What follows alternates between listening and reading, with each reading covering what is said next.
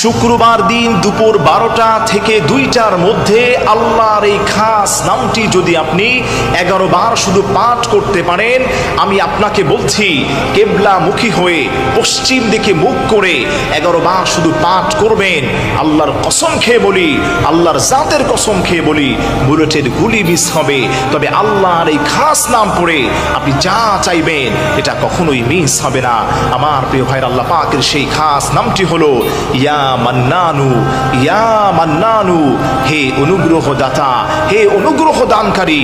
আল্লাহ পাকের এই খাস নামটি আপনি হাতে গুনে গুনে 11 বার পাঠ করবেন।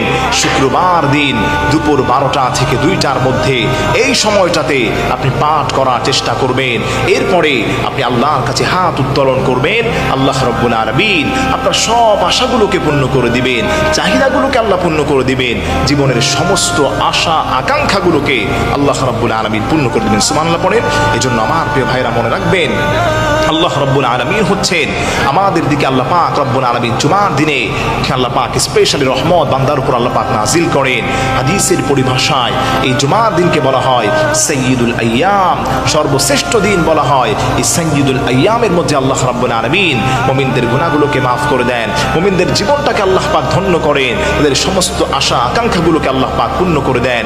আসমানি জমিনি সমস্ত গজব থেকে আল্লাহ রাব্বুল আলামিন মানুষদেরকে হেফাজত করেন।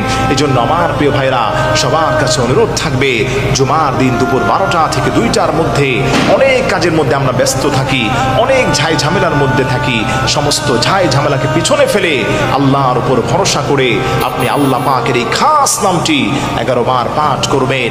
আপনি পড়বেন ইয়া মান্নানু, ইয়া মান্নানু, ইয়া মান্নানু, হে অনুগ্রহ দাতা, হে অনুগ্রহ দানকারী। আল্লাহ পাকের এই খাস নামটি আপনি 11 বার পাঠ করার পরে আল্লাহর কাছে আপনি যা চাইবেন আল্লাহ পাক আপনাকে তাই দান করবেন। আমার প্রিয় ভাইরা, এই খাস নামের পিছনে বিশাল হাদিস রচিত হয়েছে। নবী পাক সাল্লাল্লাহু আলাইহি ওয়াসাল্লাম তিনি মসজিদে নববীতে নামাজরত অবস্থায় ছিলেন। তিনি নামাজ শেষ করে সামনের দিকে মুখ করে আল্লাহর হাবিব সাহাবীদের সঙ্গে কথা বলছেন। ওই সময় তিনি দেখতে পেলেন একজন সাহাবী পাশে এসে নামাজ পড়লেন, রুকু করলেন, সিজদা করলেন, সালাম ফিরিয়ে আল্লাহর কাছে হাত উত্তোলন করে সে বলছে ইয়া মান্নানু আনতাল মান্নান, হে অনুগ্রহ দানকারী। ওই সময় আল্লাহর হাবিবের কাছে জিবরিল আমিন এসে বললেন ইয়া রাসূলুল্লাহ, আপনার সাহাবী আল্লাহর যে খাস নাম উচ্চারণ করেছে, এই খাস নামের ওসিলায় আল্লাহ রাব্বুল আলামিন তার ওই গোলামটার দোয়াগুলোকে আল্লাহ পাক কবুল করে নিয়েছেন। সুবহানাল্লাহ পড়েন না।